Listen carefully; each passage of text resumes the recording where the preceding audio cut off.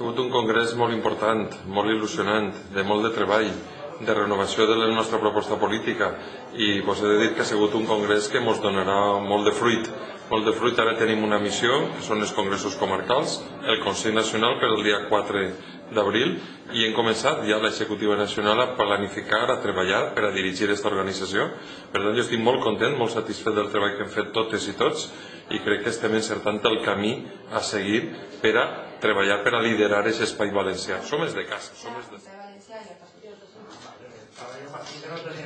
Ha sigut la primera reunió plenària de l'executiva nacional i hem decidit moltes coses, de convocatòria de congressos comarcals, de convocatòria de l'executiva nacional, de planificar la nostra posició política a les europees, d'organitzar el que és la nostra proposta de cara a les eleccions europees, d'organitzar el 25 d'abril, de decidir els perfils i el treball que han de fer cada secretaria.